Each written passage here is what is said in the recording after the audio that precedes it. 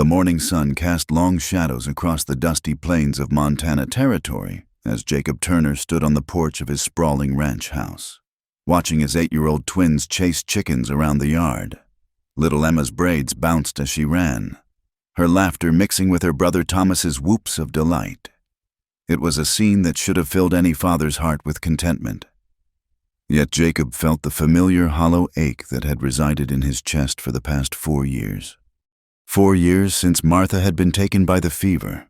4 years of trying to be both mother and father to 2 children who deserved so much more than his clumsy attempts at braiding hair or mending torn dresses.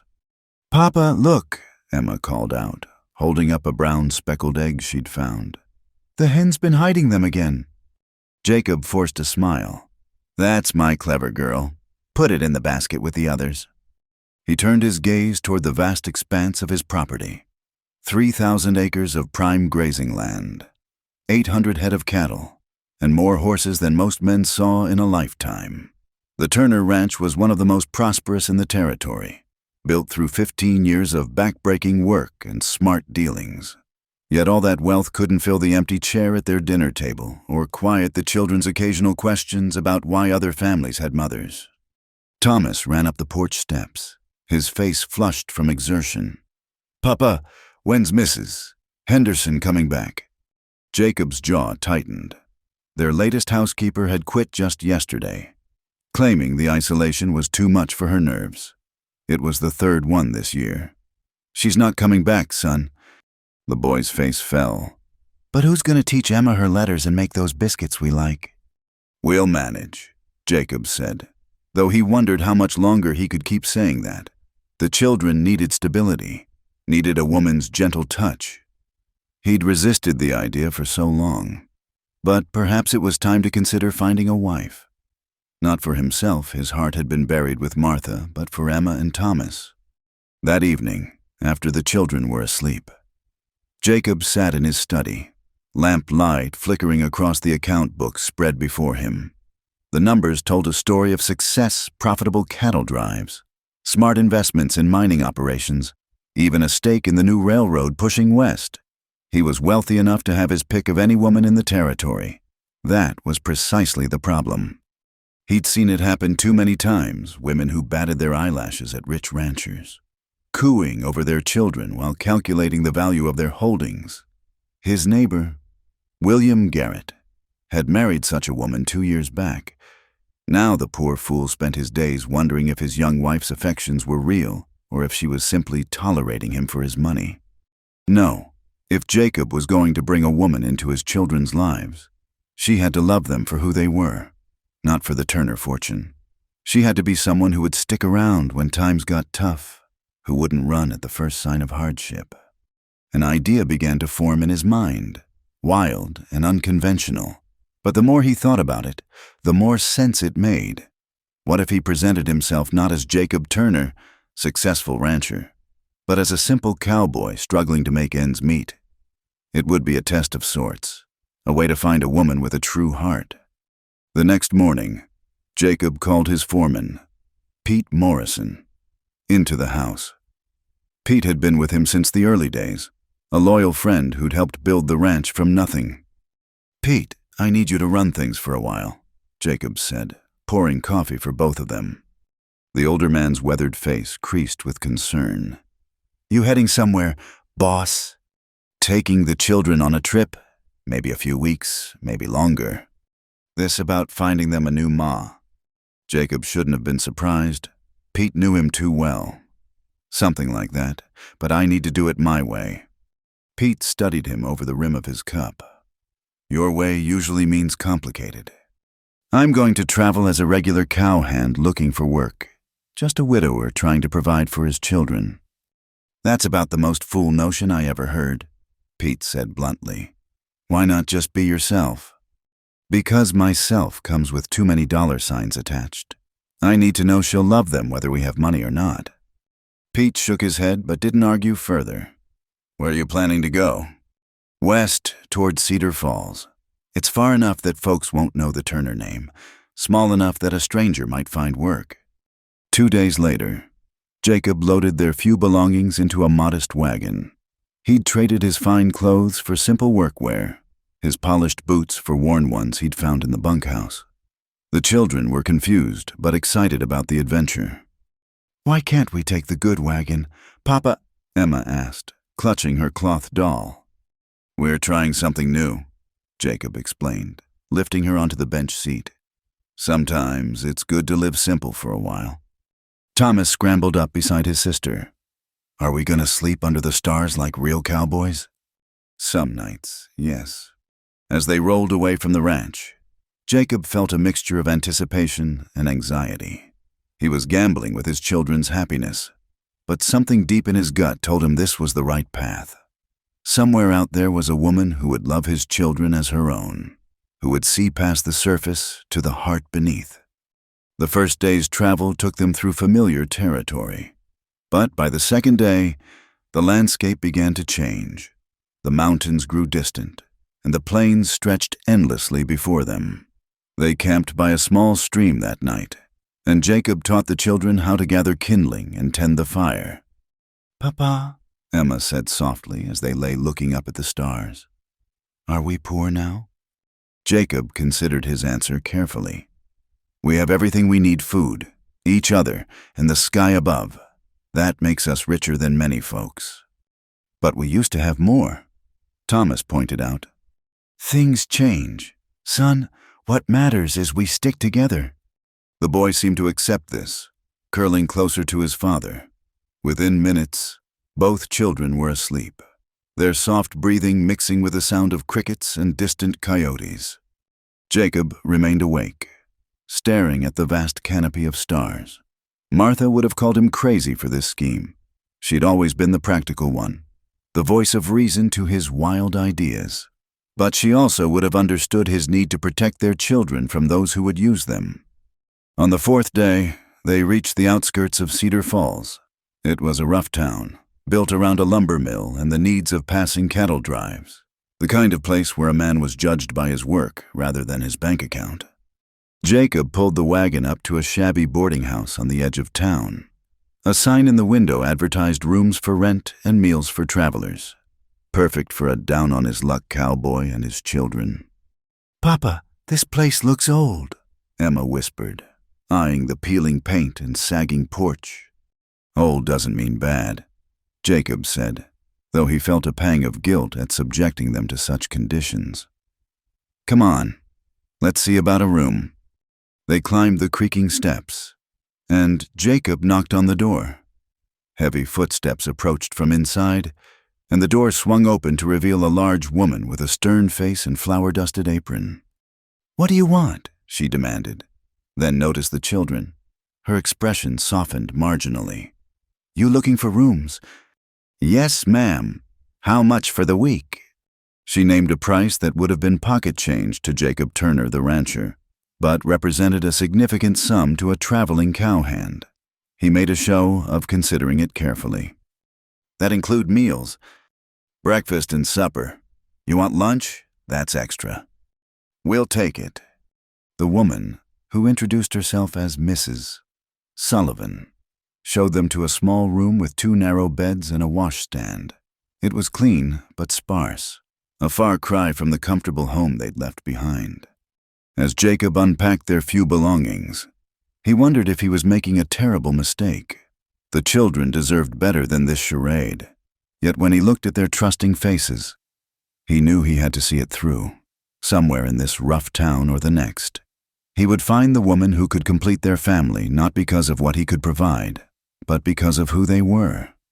That night, as they sat in the boarding house dining room eating a simple meal of beans and cornbread, Jacob noticed a young woman helping Mrs.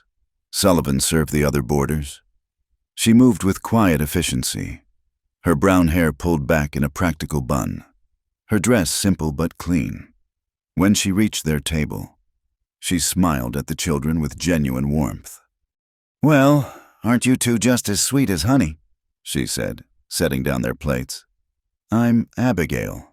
You folks new in town?" "Yes, ma'am," Thomas replied proudly. "We're on an adventure." Abigail's laugh was like music. "An adventure? How exciting. And what's your name, little one?" she asked Emma. Emma, usually shy with strangers, smiled back. Emma Turner. Ma'am, this is my brother Thomas and my papa. Pleased to meet you all, Abigail said, her eyes briefly meeting Jacob's before she moved on to the next table. As Jacob watched her interact with the other guest's patient with the grumpy old man who complained about everything, gentle with the tired traveling salesman, he felt something stir in his chest. It wasn't attraction. Not yet, but a recognition of the kind of person she might be. Perhaps Cedar Falls would hold more promise than he'd initially thought. The next morning brought gray skies and the smell of coming rain. Jacob woke early, as was his habit, and found the boarding house kitchen already bustling with activity. Abigail was there, kneading bread dough with practiced movements, her sleeves rolled up to reveal strong, capable arms. Morning, Jacob said quietly, not wanting to startle her. She glanced up, a strand of hair falling across her face. Mr. Turner, you're up early. Old habits.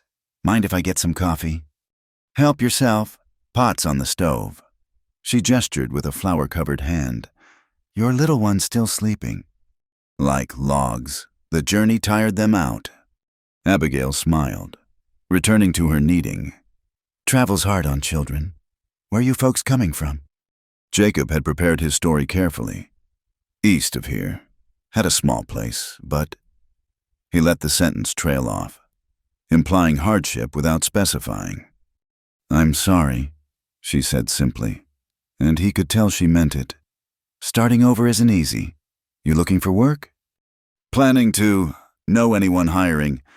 She considered this while shaping the dough into loaves. Miller Thompson might need hands at his lumber operation. Hard work, but steady pay. And Josh Martinez has been looking for someone who knows horses for his freight business. I know horses, Jacob said, which was certainly true. I could put in a word if you'd like. Josh comes in for supper most nights. I'd appreciate that, Miss Abigail Winters. And it's just Abigail. She paused in her work, studying him with intelligent hazel eyes. You seem like a man who's used to better times. Jacob tensed slightly. What makes you say that? The way you carry yourself, the way you speak to your children, education shows, Mr. Turner, even when a man's down on his luck. He wasn't sure how to respond to such perceptiveness. Before he could formulate an answer, a younger woman burst through the back door, shaking rain from her shawl. Abby, the storm's coming in fast. We need to... She stopped, noticing Jacob. Oh, sorry. Didn't know anyone was up. Grace, this is Mr. Turner. He and his children arrived yesterday. Mr. Turner. My sister Grace. Grace couldn't have been more than 16, with the same hazel eyes as Abigail, but a more delicate build. She gave him a shy smile before turning back to her sister. The chickens are acting up something fierce. You know what that means. Abigail's expression grew concerned. A bad one. Then, we'd better secure everything we can. She looked at Jacob apologetically. When the chickens get restless, it means a serious storm. Excuse me. Need help? Jacob offered impulsively. Both women looked surprised. Most boarders wouldn't concern themselves with such matters. We couldn't ask, Abigail began. You're not asking, I'm offering. Let me wake the children and we'll lend a hand. 20 minutes later, Jacob and Thomas were helping to secure loose boards and move anything that might blow away, while Emma helped Grace gather the nervous chickens into their coop. The wind was picking up, sending dust devils dancing across the yard. Papa, look at the sky. Thomas pointed to the approaching wall of dark clouds, tinged with an ominous green. Jacob had seen enough storms to recognize a dangerous one. Everyone inside, now! They made it to the kitchen just as the first fat raindrops began to fall. Within minutes, the drops became a deluge, and the wind howled like a living thing. The old boarding house groaned and creaked under the assault. Mrs. Sullivan appeared, looking worried.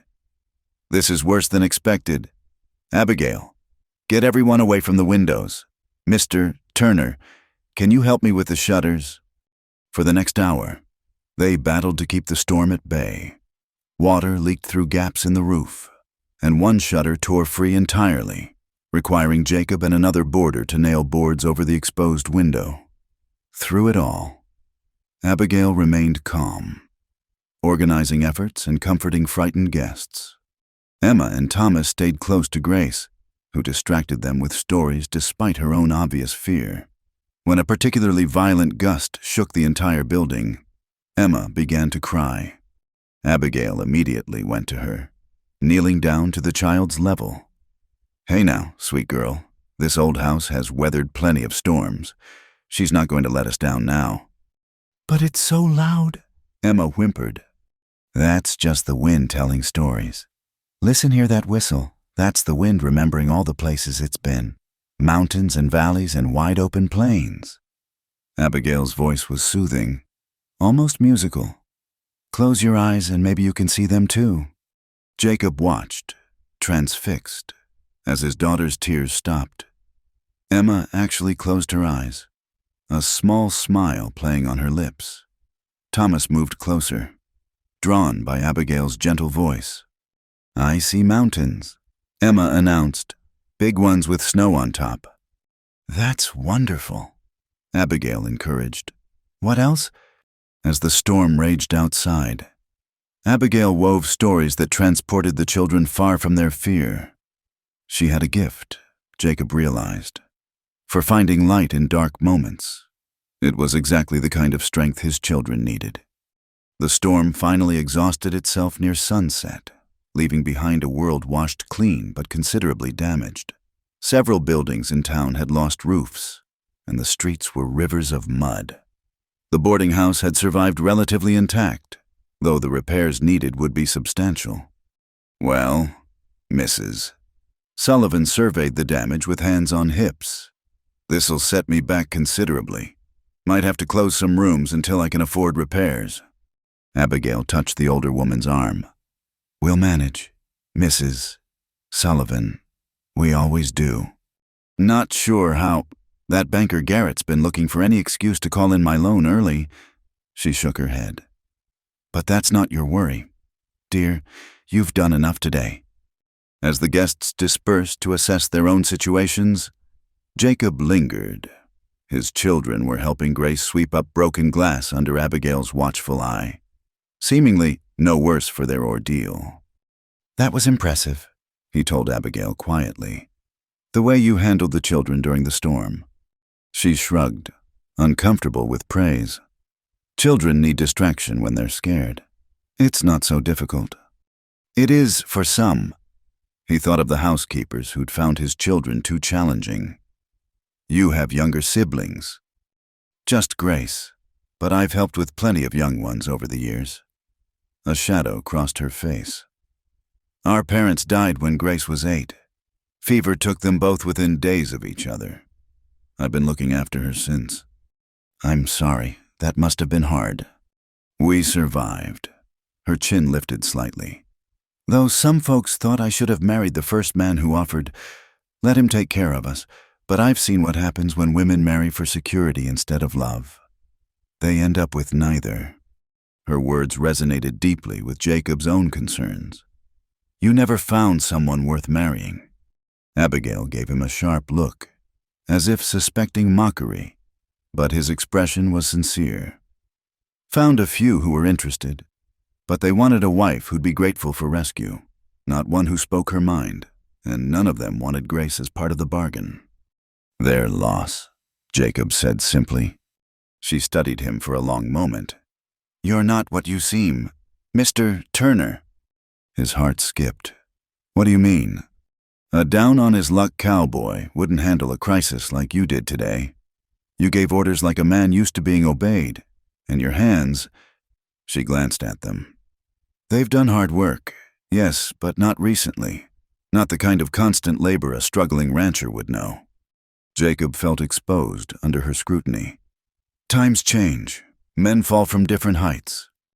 "That they do."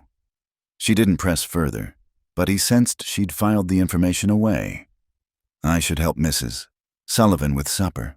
Half the town will be looking for hot meals tonight with their own kitchens damaged. Let me help. The children, too. You've done so much for us already. She looked surprised again. Most men wouldn't offer to do women's work. Most men are fools, Jacob replied, earning a small smile. That evening, the boarding house dining room overflowed with storm refugees. Jacob and Thomas helped serve meals while Emma carefully carried bread baskets under Grace's supervision. Abigail managed the chaos with quiet efficiency, ensuring everyone was fed despite their limited supplies. Your family's been a blessing today, Mrs. Sullivan told Jacob as they worked. Not many boarders would pitch in like this. It's the least we could do. You opened your home to us. The older woman studied him shrewdly. Abigail says you're looking for work. Yes, ma'am. You know, I've been thinking, with these repairs needed, I could use a man around here for a while. Couldn't pay much room and board mostly, plus a small wage. But it would be steady until you find something better. Jacob recognized Abigail's hand in this offer. I'd be grateful for the work. Good. You can start tomorrow. That roof won't fix itself. As the evening wore on, Jacob found himself watching Abigail more and more. She moved through the crowded room like a dancer, always aware of what was needed where. When she laughed at something Grace whispered, her whole face transformed. When she comforted a child frightened by the storm damage, her touch was infinitely gentle. But it was the way she interacted with Emma and Thomas that truly caught his attention. She included them naturally in whatever she was doing, teaching without lecturing, guiding without controlling. By the end of the evening, both children were following her around like puppies. Miss Abigail's nice, Emma confided as Jacob tucked her into bed. She smells like bread and sunshine. She taught me how to fold napkins fancy, Thomas added. And she said I was a natural helper. Did she now? Jacob smoothed his son's hair. Papa, Emma said sleepily. Are we going to stay here for a while? Jacob thought about the work offer, about the way this shabby boarding house had felt more like home in one day than their ranch had in months. Maybe, sweetheart. Would you like that? Yes, both children said in unison, after they were asleep. Jacob stood by the window, looking out at the storm-damaged town. He'd come here looking for a mother for his children, expecting to find a simple woman who would be grateful for security. Instead, he'd found Abigail strong, independent, perceptive, and absolutely uninterested in being rescued by anyone. The irony wasn't lost on him. In trying to avoid fortune hunters, he'd found a woman who valued self-sufficiency above security. Now he just had to figure out how to win her heart without revealing the fortune he'd hidden away. Thunder rumbled in the distance, suggesting the storms weren't quite finished with Cedar Falls. Jacob had a feeling his own storms were just beginning. The first pale light of dawn found Jacob already on the boarding house roof. Assessing the storm damage, the missing shingles and cracked boards told a story of years of deferred maintenance. Mrs. Sullivan couldn't afford proper repairs. That much was clear. You start early. Jacob looked down to find Abigail standing in the yard, a steaming cup of coffee in each hand. She climbed the ladder with surprising agility, her skirts tucked up practically. Habit from ranch life, he said, accepting the coffee gratefully. This roof's in worse shape than it looked from below. Mrs. Sullivan's been making do with patches for years.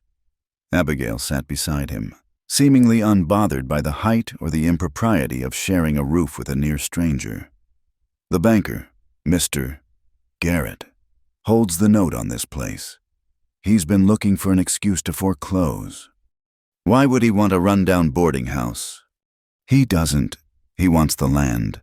The railroad's coming through next year, and property values will soar. She sipped her coffee, looking out over the awakening town. Mrs. Sullivan took me and Grace in when we had nowhere else to go. I won't let her lose this place. Jacob heard the steel in her voice. How much does she owe? Abigail gave him a curious look. Why, you planning to pay it off with your cowboy wages? He'd spoken without thinking, the wealthy rancher in him automatically considering solutions.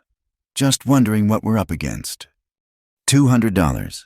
Might as well be $2,000 for all the chance she has of raising it. $200. Jacob spent more than that on a good saddle. The irony of his situation struck him anew. He could solve all their problems with what amounted to pocket change, but doing so would destroy any chance of knowing if Abigail could love him for himself. Papa, where are you? Thomas's voice carried from below. The boy appeared in the yard, hair sticking up at odd angles, looking worried. Up here, son. Morning, Thomas, Abigail called down. Did you sleep well? The boy's face brightened at seeing her. Yes, ma'am. Is Emma awake? She promised to show me the baby chicks this morning. She's helping Grace with breakfast. Run along inside, and don't forget to wash your hands. Thomas scampered off, and Jacob marveled at how easily Abigail managed his children. Most adults either talked down to them or ignored them entirely. He's a fine boy, Abigail said. Both your children are. You've done well with them, especially considering I'm raising them alone, Jacob finished. I was going to say considering the upheaval in your lives, but yes, that too. She studied him. Their mother, how long? 4 years. Fever took her. The lie came easier now, though he hated deceiving her. Martha had died of fever, just not 4 years ago. I'm sorry. That's a hard loss for children so young. They barely remember her. It was true of Emma, less so of Thomas. Sometimes I think that's a blessing. Other times you wish they had more memories to hold on to. Abigail finished softly. I understand. Grace was the same with our parents. They sat in companionable silence, watching the sun paint the mountains gold. It was peaceful, intimate in a way Jacob hadn't experienced since Martha's death. Not romantic, not yet, but something deeper, two people who understood loss and responsibility. I should get back, Abigail said eventually. Mrs. Sullivan will need help with breakfast. The storm brought more boarders than we have rooms for. Where will they all sleep? We'll manage. We always do. She moved toward the ladder, then paused. Mr. Turner. Jacob, thank you for staying to help. Most men would have moved on, found easier lodgings. Most men don't have children who've taken a shine to you and your sister. She smiled, a real smile that reached her eyes. They're easy to love. After she left, Jacob remained on the roof, planning repairs. He could do this much, at least use his skills to help the woman who'd sheltered his children. It wasn't the same as writing a check, but it was honest work. By midday, he'd made significant progress. Thomas helped by carrying shingles up the ladder while Emma organized nails by size, a task that delighted her orderly nature. Other boarders came and went, but none offered assistance. Mr. Turner, you ought to pace yourself. Grace called up. This heat's fierce. She was right. The summer sun beat down mercilessly, and sweat soaked through his shirt. But Jacob had worked in worse conditions building his ranch. This was nothing compared to those early years. Almost done with this section, he called back. Stubborn as a mule, he heard Grace mutter, sounding remarkably like her sister. Late afternoon brought an unexpected visitor. A well-dressed man rode up on a fine black horse, his clothes marking him as prosperous even before Jacob noticed the banker's insignia on his saddlebags. Mrs. Sullivan, the man called imperiously. I need a word. This had to be Garrett. Jacob climbed down from the roof as Mrs. Sullivan emerged, Abigail close behind her. Mr. Garrett, Mrs. Sullivan's voice was carefully neutral. What brings you here? The storm damage, of course. Garrett dismounted, his eyes scanning the property with calculating interest. I hear you've suffered significant losses. Nothing we can't handle? Really? His smile was predatory. Because I'm concerned about your ability to maintain the property as our agreement requires. Perhaps we should discuss accelerating your payment schedule. That's not what we agreed to, Abigail interjected. Garrett's eyes shifted to her, and something ugly flashed in his expression. Miss Winters, still speaking out of turn, I see, my offer still stands. Marry me, and I'll forgive Mrs. Sullivan's debt entirely. Jacob's hands clenched involuntarily. So this was the game, use the debt to pressure Abigail into marriage. And my answer still stands. Abigail replied coolly, No. You're a fool, woman. You've got no prospects, a sister to support, and you're getting older by the day. How many more offers do you think you'll get? Mr. Garrett. Jacob stepped forward, unable to remain silent. The lady's given her answer. A gentleman would respect it. Garrett turned, noticing him for the first time. His lip curled. And you are? Jacob Turner. I'm doing repairs for Mrs. Sullivan. The drifter with the brats I heard about you. Garrett looked him up and down dismissively. Mind your own business. Cowboy, this doesn't concern you. Papa. Emma had appeared in the doorway, Thomas beside her. Both children looked worried. Go inside, children, Jacob said quietly. But Emma, in a burst of unusual courage, walked straight to Abigail and took her hand. Are you sad? Miss Abigail, that man's using his mean voice. The simple gesture seemed to strengthen Abigail's resolve. She squeezed Emma's hand gently. I'm fine, sweetheart. Mr. Garrett was just leaving. I'll leave when I'm ready. Garrett snapped. Mrs. Sullivan, you have 2 weeks to show significant progress on repairs, or I'll have no choice but to protect my investment through foreclosure. 2 weeks, Mrs. Sullivan paled. But the payment isn't due for another month. Read your contract, maintenance clauses. He remounted his horse. 2 weeks. Ladies, Miss Winters, I suggest you reconsider my offer. It won't remain open indefinitely. After he rode off, a heavy silence fell. Mrs. Sullivan sank onto the porch steps, looking defeated. 2 weeks, she murmured. How can we possibly...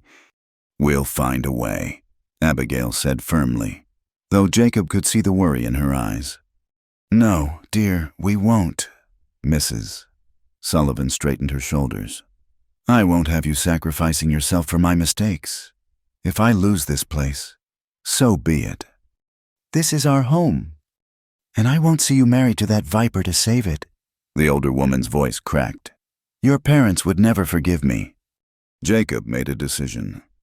Mrs. Sullivan, how much would the repairs cost to satisfy the maintenance clause?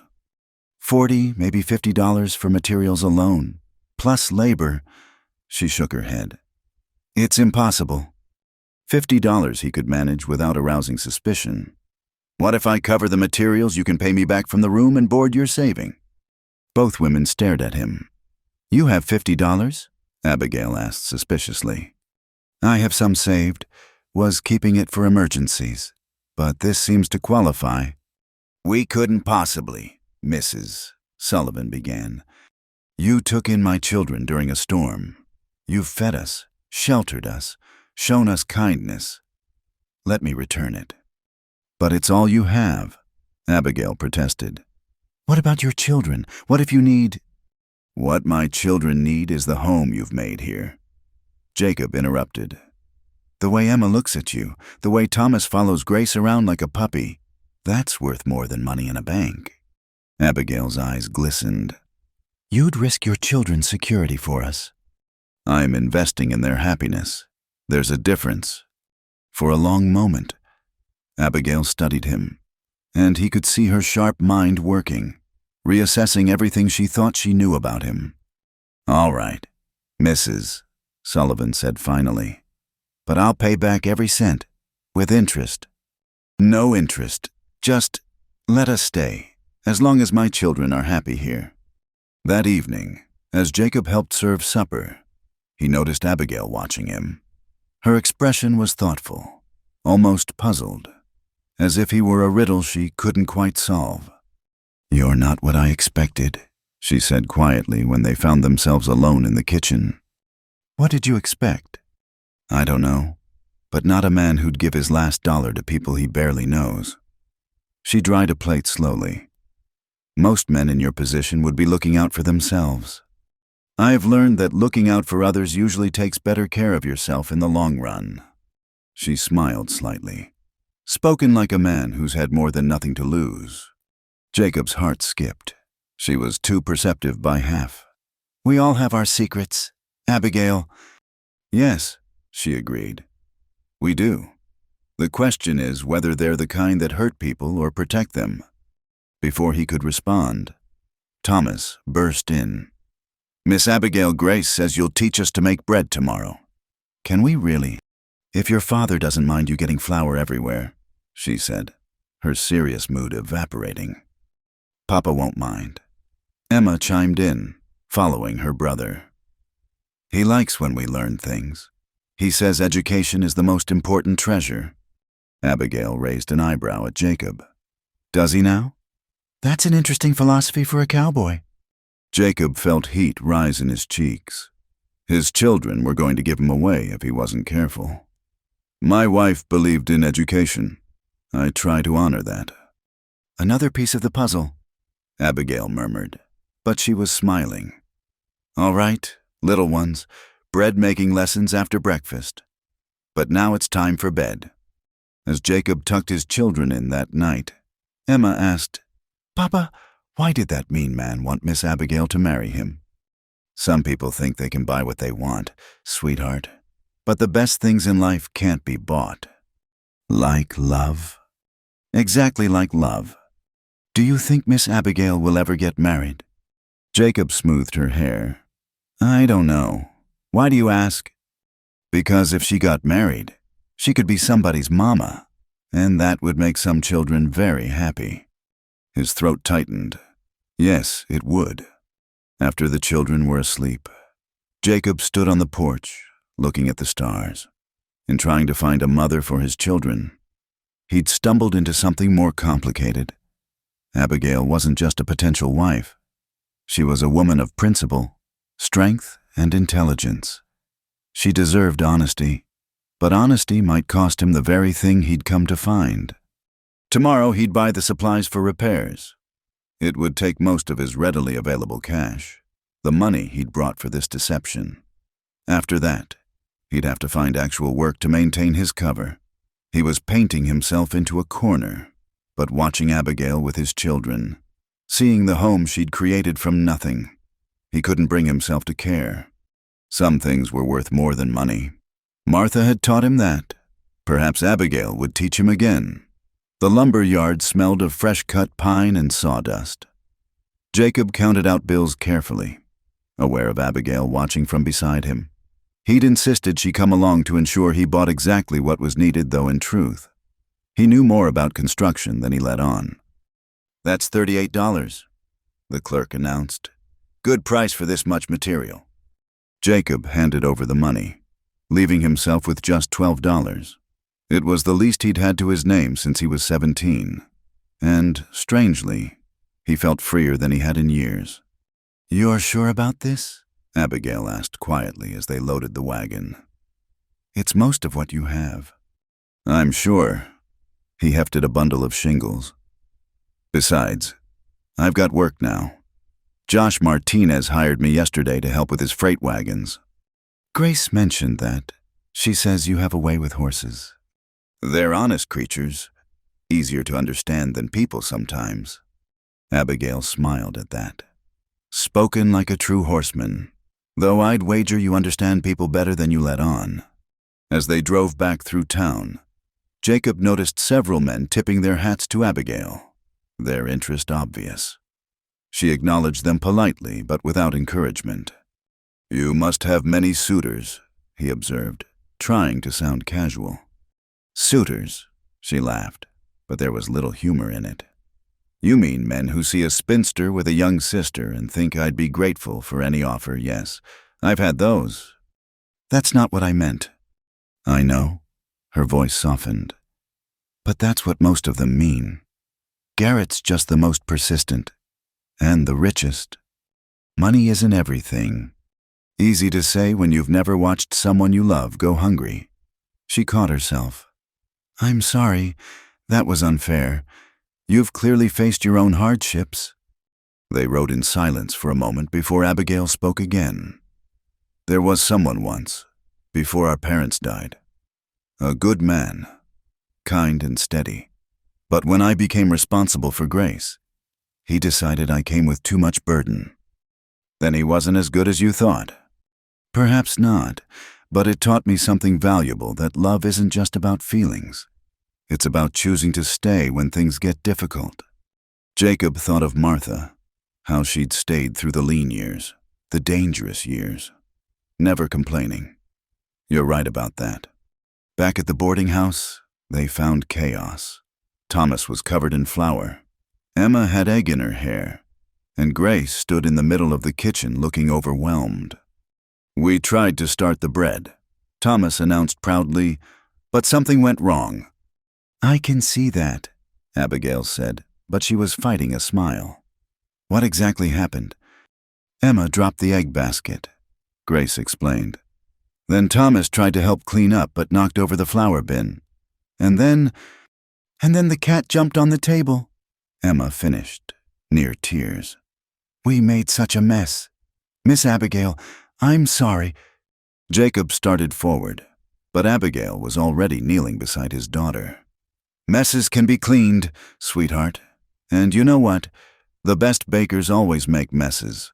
It's how we learn. Really? Really. Now, let's clean up and start over. Thomas, you sweep the floor. Emma, you wipe the table. Grace, could you get fresh eggs? And Mr. Turner. She looked up at him, eyes twinkling. You might want to get the flour out of your son's hair before it turns to paste. An hour later, order was restored, and Abigail was teaching the children to knead dough properly. Jacob watched from the doorway, marveling at her patience. The secret, she was saying, is to push with the heel of your hand, fold, turn, and push again, like you're rocking a baby to sleep. I never rocked a baby, Emma said solemnly. Well, now you know how. Someday you might have brothers or sisters who need rocking. Emma's face lit up. I'd like that, Papa. Can we have more brothers and sisters? Jacob nearly choked on the coffee he was drinking. That's complicated, sweetheart. Not if you got married again. Thomas said practically, Jimmy Morrison's papa got married again and now he has 3 new brothers. Children, Jacob said, feeling heat rise in his face. But Abigail just laughed. Let's focus on the bread for now. See how the dough feels different already? That's the yeast starting to work. She guided their small hands, showing them how to feel when the dough was ready. It was such a simple scene, yet Jacob felt his heart constrict. This was what his children had been missing, not just a woman's presence, but this specific woman's gift for making ordinary moments magical. That afternoon, while the bread rose, Jacob worked on the roof repairs. The physical labor felt good, honest in a way his ranch management rarely did anymore. Below, he could hear Abigail and Grace hanging laundry, the 2 sisters singing in harmony. Your papa works hard, he heard Abigail tell Emma, who was helping with the clothes pins. He's the strongest papa in the world, Emma declared. And the smartest. He can read anything, even big books with no pictures. Is that so? Mm-hmm. And he knows Latin. He taught us some words. Jacob winced. Teaching his children Latin was hardly consistent with his cowboy image. Latin, my goodness. Your papa is full of surprises. What's a surprise? Emma asked. Something you don't expect, like finding wildflowers in winter. Are you a surprise, Miss Abigail? There was a pause. What makes you ask that, sweetheart? Because Papa looks at you like you're a surprise. A good one, like Christmas morning. Jacob felt his ears burn. Out of the mouths of babes. You're imagining things, Abigail said gently. Now, help me with this sheet. That evening, Josh Martinez joined them for supper. regaling the table with stories from his freight runs.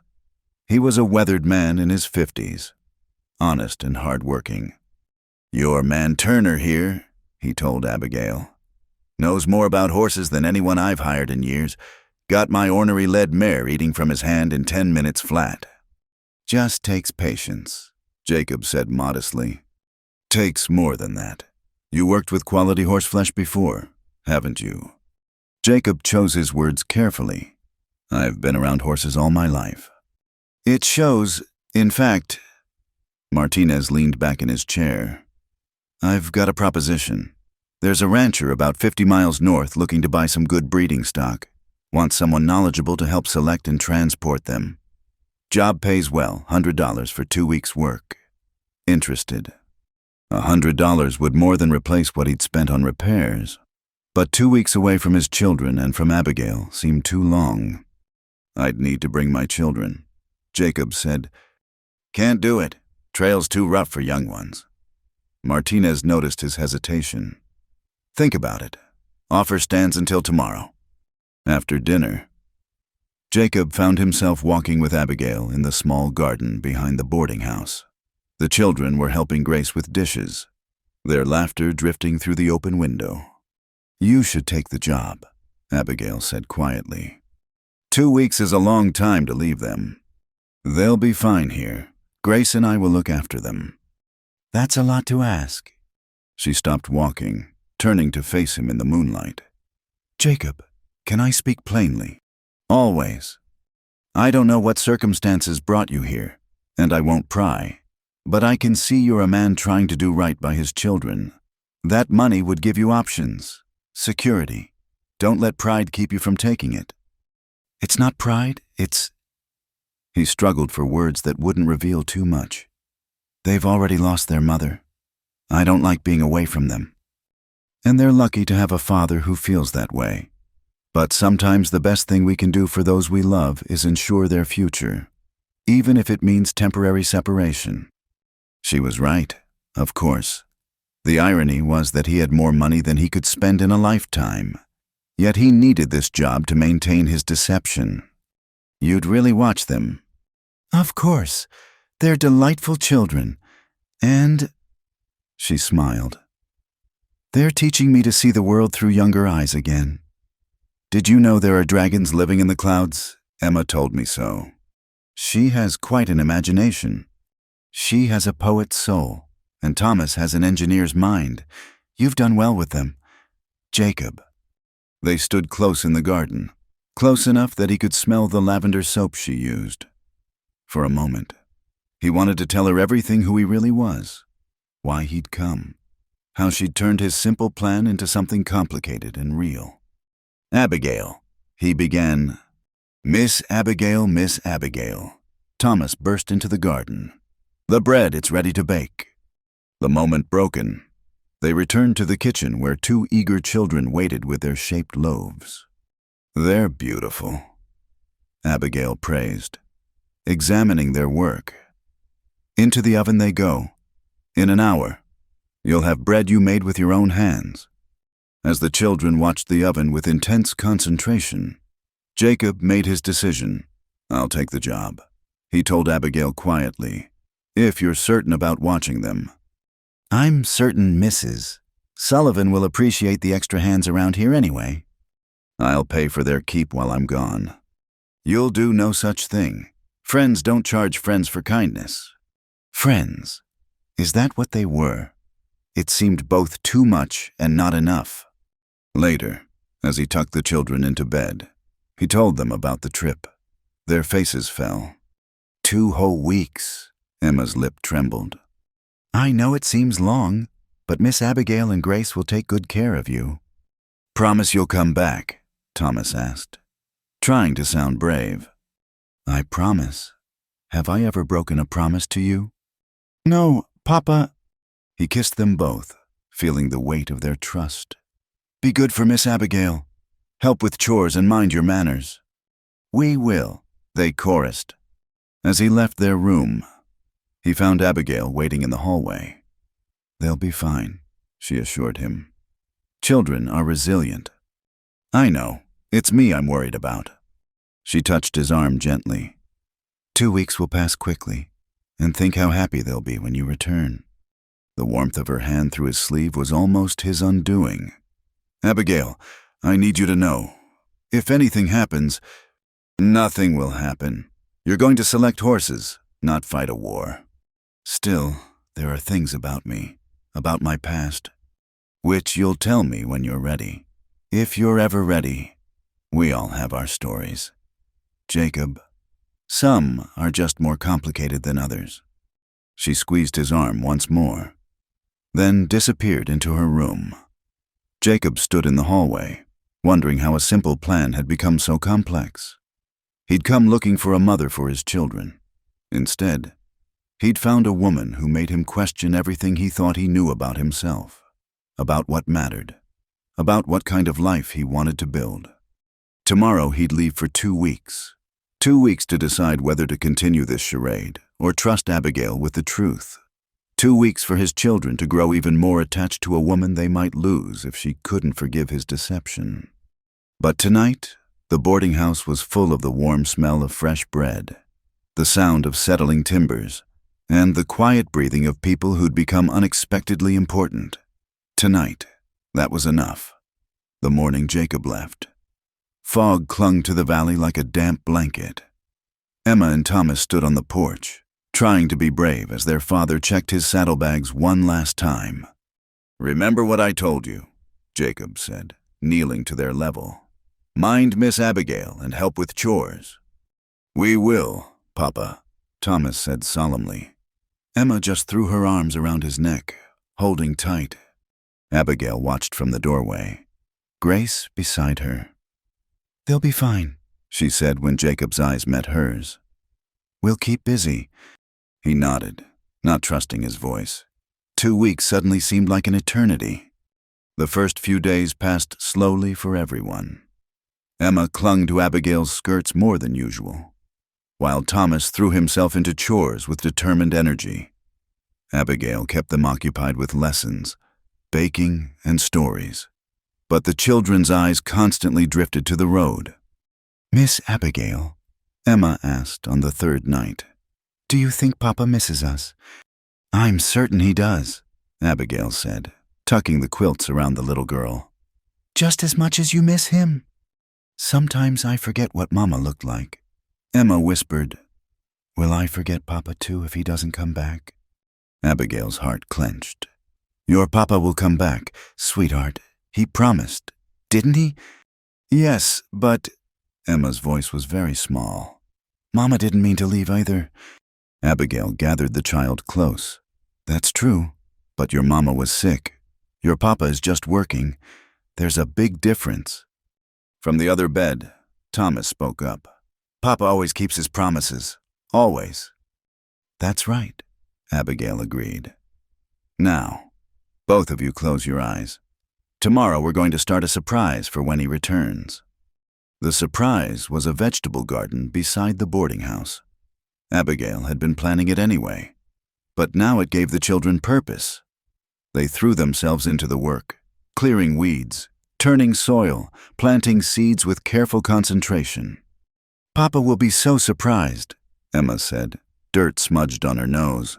"He loves fresh tomatoes." "Does he?" Abigail filed away this small detail, adding it to her growing collection of Jacob Turner mysteries. On the 5th day, trouble arrived in the form of Samuel Garrett. He appeared at the boarding house during the noon meal, his presence casting a shadow over the cheerful dining room.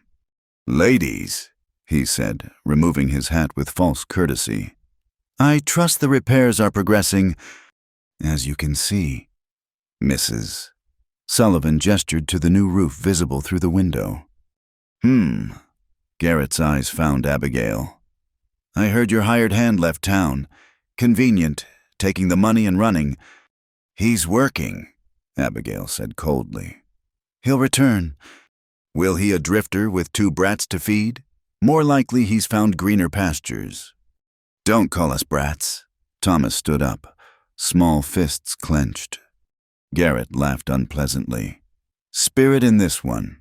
Though without proper guidance, spirit becomes wildness. Boys need a firm hand. They have everything they need, Abigail said, moving protectively closer to the children. Do they? A father who abandons them? No mother, living on charity. Garrett shook his head. Those children would be better off in an orphanage. At least there they'd learn proper discipline. Emma began to cry. Abigail's temper, usually so controlled, flared hot. Mr. Garrett, you will leave this house immediately. Or what, you'll throw me out. He stepped closer. You forget yourself. Miss Winters, I hold the note on this place. I could have you all on the street tomorrow. Then do it, Abigail said quietly. But know this, I will never, ever marry you. Not for this house, not for security. Not if you are the last man in Montana. You're a bully and a coward who preys on those weaker than himself. Garrett's face flushed dark red. You'll regret this when that cowboy doesn't return, when you're scraping for pennies to feed those brats he left behind. Remember, you could have had everything. After he stormed out, Abigail found herself shaking, not from fear, but from rage. Miss Abigail, Thomas tugged at her skirt. You were very brave. She looked down at the two worried faces. I wasn't brave. I was angry. There's a difference. Papa says righteous anger is okay. Emma offered. When bad people hurt good people. Out of the mouths of babes. Again. Your papa sounds like a wise man. That night, doubt crept in. What if Garrett was right? What if Jacob didn't return? She'd grown so attached to these children in just a few days. The thought of them being taken to an orphanage made her physically ill. You're brooding, Grace observed, sitting beside her sister on the porch. Garrett threatened to take the children if Jacob doesn't return. He's all talk. Is he? He has connections, if he wanted to make trouble. Grace was quiet for a moment. You love them already, don't you? The children. How could I not? They're wonderful. And their father. Abigail didn't answer immediately. He's different. There's something about him. Grace, the way he speaks, the way he moves. He's educated, refined even, but his hands show real work, and his love for those children is genuine. Maybe he's exactly what he seems, a good man who's fallen on hard times. Maybe. But Abigail didn't believe it. The mystery of Jacob Turner went deeper than simple misfortune. A week into Jacob's absence, a letter arrived. Thomas recognized his father's handwriting immediately.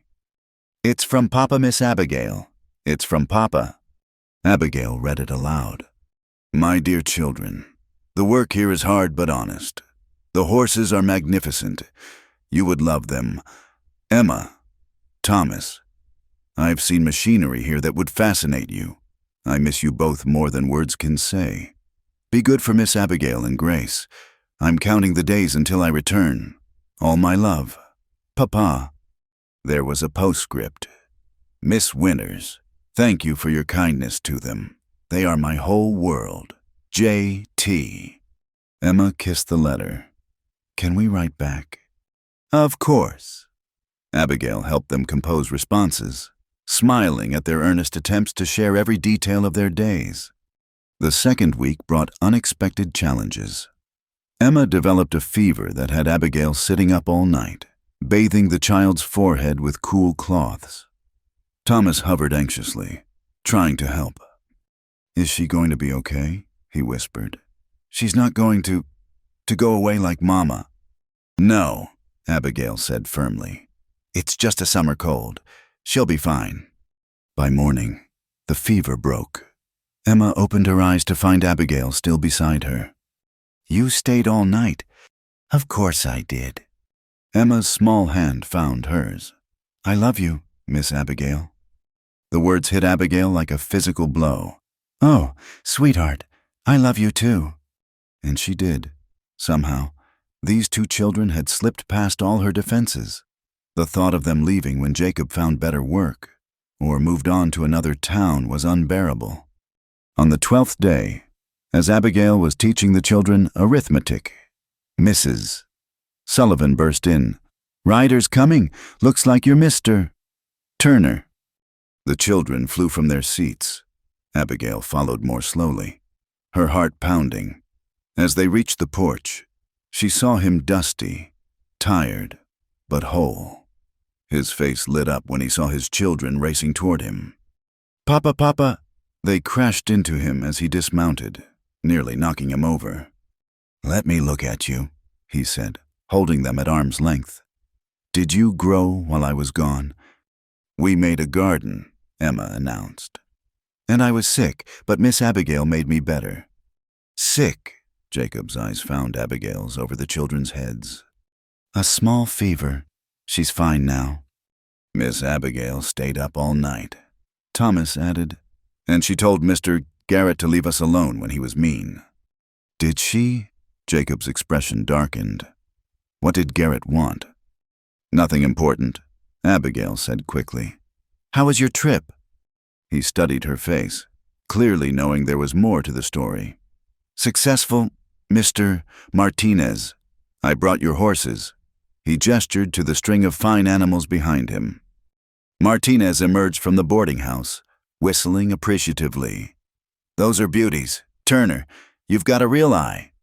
As Martinez inspected the horses, Jacob approached Abigail. "Thank you," he said quietly, "for everything. They were no trouble." "I suspect that's not entirely true." He pulled out an envelope. "Your wages for watching them." "I told you, friends don't—" "Please." He pressed the envelope into her hands. "It's not charity. You provided a service. Let me pay for it." She could tell this was important to him, this maintenance of pride. "All right." Later, after the children had exhausted themselves telling their father every detail of his absence, Abigail found herself alone with Jacob on the porch. "Thomas said Garrett threatened them," he said without preamble. She sighed. "He suggested they'd be better off in an orphanage. He was trying to pressure me into accepting his proposal." Jacob's hands clenched on the porch railing. "I should have been here." "You were providing for them. That's what a good father does." "Their mother would have found another way. She always said I was too quick to leave, too eager for the next deal, the next opportunity." His voice was bitter with self-recrimination. "You're not the same man you were then," Abigail said softly. "Whatever mistakes you made before, you're different now." He turned to look at her. "How can you be so sure?" "Because I've watched you with them. I've seen you sacrifice for them. That's not the action of a selfish man." They stood close in the gathering dusk. Abigail could smell horses and leather and something uniquely him. For a moment, she thought he might kiss her. The air between them crackled with possibility. Then Emma called from inside, "Papa, come see our drawings." The moment broke. Jacob stepped back. "I should go." But as he turned to leave, Abigail caught his arm. "Jacob, there's something you should know. While you were gone, I fell in love." His face went still. "I see. With your children," she finished. "I fell completely in love with your children." Relief and something else disappointment flashed across his features. "They have that effect on people." "No," she said firmly. "It's more than that. I've been around children all my life, but Emma and Thomas, they're special. You've raised extraordinary human beings." "They deserve a complete family," he said quietly. "A mother who loved them like you do." The words hung between them, heavy with implication. Before Abigail could respond, Thomas appeared. "Papa, Miss Abigail, supper's ready." As they walked inside together, Abigail wondered if Jacob had been testing her somehow. If so, had she passed or failed? And why did it matter so much either way? The day started like any other, with Abigail kneading bread in the pre-dawn quiet. 3 weeks had passed since Jacob's return from the horse-buying trip, and life had settled into a comfortable rhythm. Then she heard it the thunder of hooves, too many and too fast for ordinary travelers. "Indians!" someone shouted from the street. "Renegades riding hard from the north!" Abigail's blood ran cold. while most local tribes were peaceful. Occasionally, young warriors, angry at broken treaties and stolen lands, would raid outlying settlements. Cedar Falls had been spared so far, but... "Grace," she called, "get everyone to the root cellar." The boarding house erupted in controlled chaos. Mrs. Sullivan herded guests toward safety while Abigail ran for the children's room. She found Jacob already there, pulling on his boots while trying to calm Emma's tears. "Miss Abigail," Thomas ran to her. "What's happening?" "Just a precaution," she said, though her heart was racing. "We're going to the cellar until—" The front door burst open. Samuel Garrett stood there, face flushed with panic and something else opportunity. "They're heading for the horse corral," he announced. "Every man who can shoot needs to defend the town." His eyes found Jacob. "That means you, Drifter, unless you're a coward as well as a fraud." Jacob stood slowly, and Abigail saw something dangerous flash in his eyes. "Get the children to safety," he told her quietly. "I'll go." "Papa, no!" Emma clutched at him. "I have to help, sweetheart." "You stay with Miss Abigail." He kissed her forehead, ruffled Thomas's hair, then grabbed his rifle from behind the door. "Jacob," Abigail started. "Keep them safe," he said, and was gone. In the cellar, packed with frightened townspeople, time crawled. They could hear shouts, gunfire, the terrible war cries that sent shivers down every spine. Emma and Thomas pressed close to Abigail, and she held them tight, whispering reassurances she didn't feel. "Is Papa going to be okay?" Emma whispered. "Your Papa's strong and smart," Abigail said. "He'll be fine." But the gunfire seemed to go on forever. Grace found Abigail's free hand and squeezed. Around them, women prayed and children whimpered. Then, as suddenly as it began, silence fell. "Is it over?" someone asked. Heavy footsteps on the stairs made everyone tense. Then Josh Martinez's voice. "All clear, they've been driven off." People flooded up from the cellar, desperate for news and loved ones. Abigail emerged with the children to find the town in chaos. Several buildings smoldered, and wounded men were being carried to the doctor's office. Papa Thomas spotted him first. Jacob was helping support another man, his shirt torn and bloody, but he was walking, talking, alive. The children ran to him. "Careful," he warned, but he was smiling. "I'm a little worse for wear." "You're hurt." Abigail reached them, her hands already checking for wounds. "Not mine," he said. "Well, mostly not mine. Just a graze." "Let me see." She found the bullet furrow along his ribs, bleeding but not deep. "This needs cleaning and bandaging." "See to Henderson first." Jacob indicated the man he was supporting. He took an arrow in the shoulder, but as Abigail turned to help, Garrett's voice cut through the crowd. Well, seems our drifter can shoot after all. In fact," his voice rose, addressing the gathering crowd, "he shoots like a man trained to it, cavalry trained, I'd say." Jacob stiffened. "I've defended towns before." "Have you?" Garrett moved closer, predatory. "The way you commanded those men, setting up defensive positions, organizing crossfire, that's officer training. So, tell us, Mr. Turner, what regiment did you desert from?" "I never said I was in the army." "No, you've been very careful about what you've said, but men recognized you during the fight. That horse expertise, those tactics." Garrett smiled unpleasantly. "You're not who you claim to be." The crowd was murmuring now. Suspicious. In a frontier town, a man's past was his own business unless he'd been lying about it. "Does it matter?" Abigail stepped forward. "He helped defend this town. He risked his life for all of us."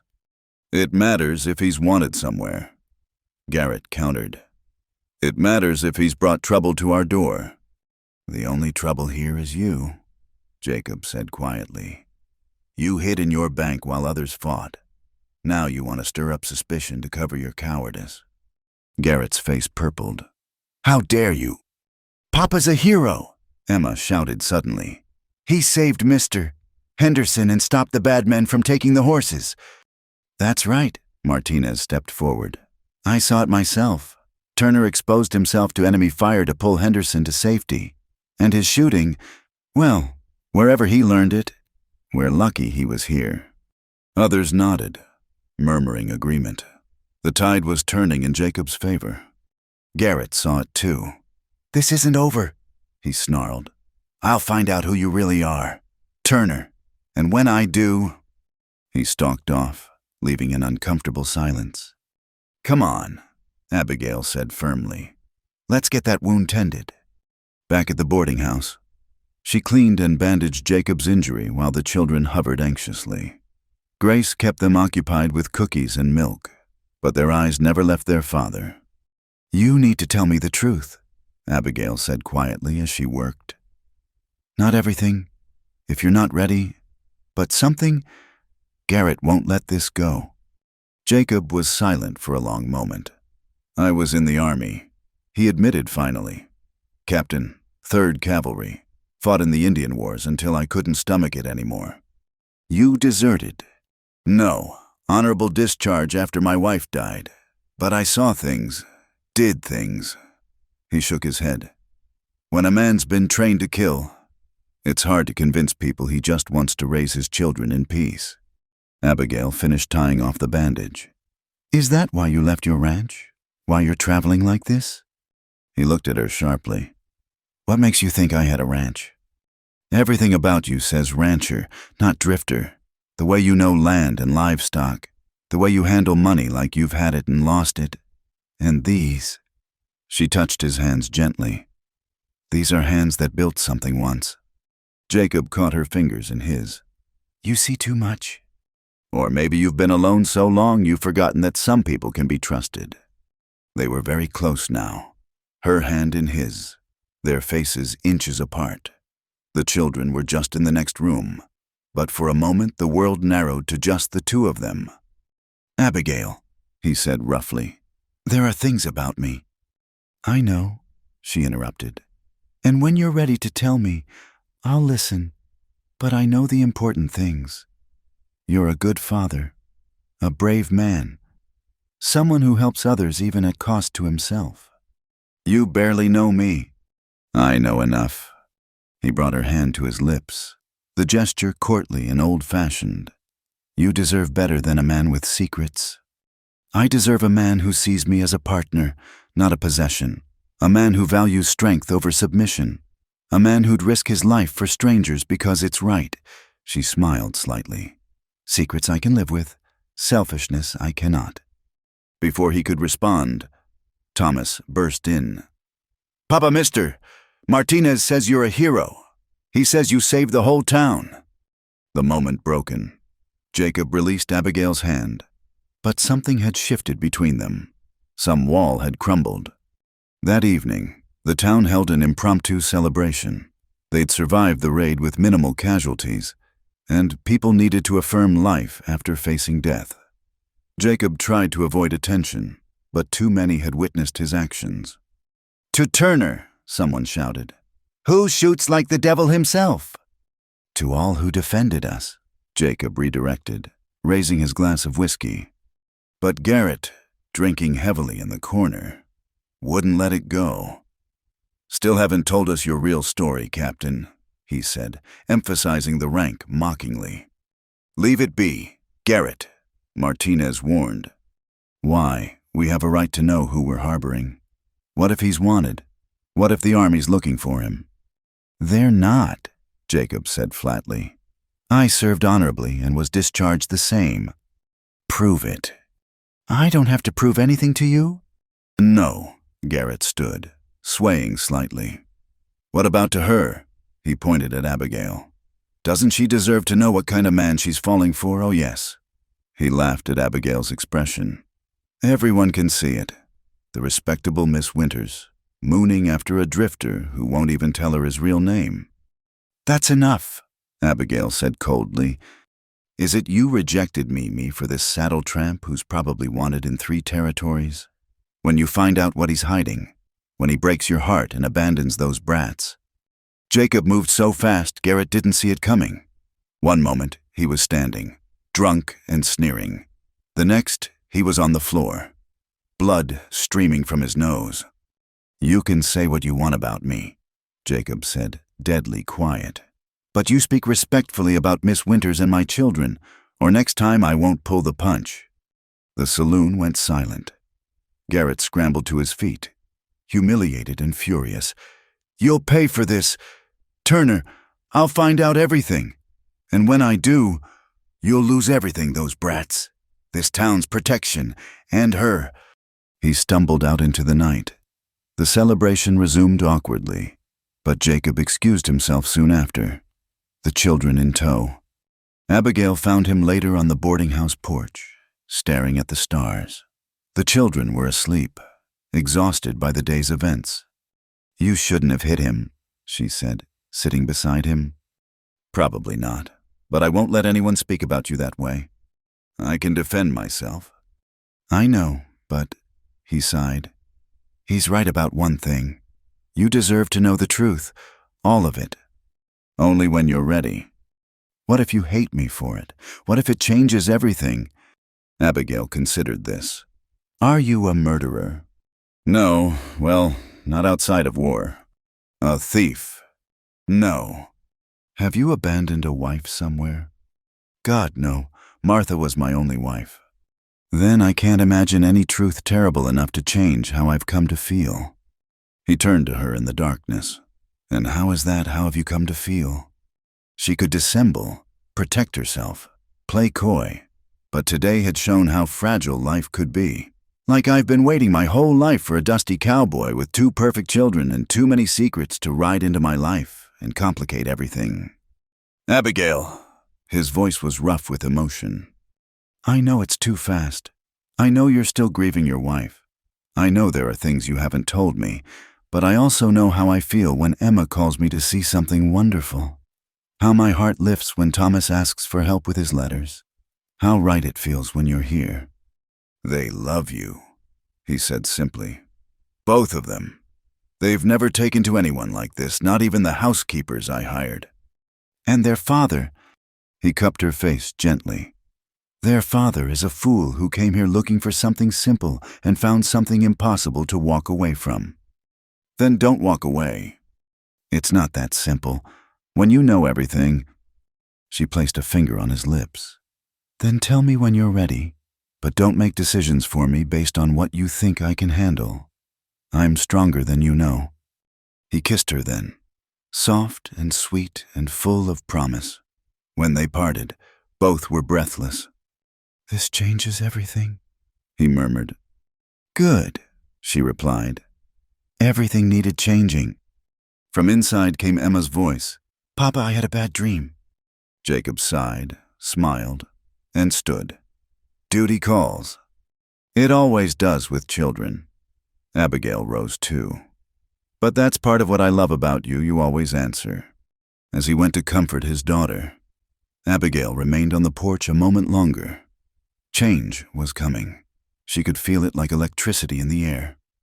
Garrett wouldn't give up. Jacob's secrets, whatever they were, would come to light.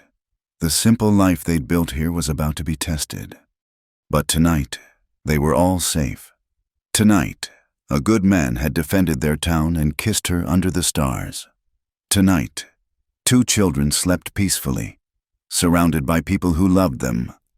Tomorrow could bring its troubles. Tonight, she would hold on to hope. The telegram arrived 3 days later, delivered by a nervous young clerk who wouldn't meet Jacob's eyes.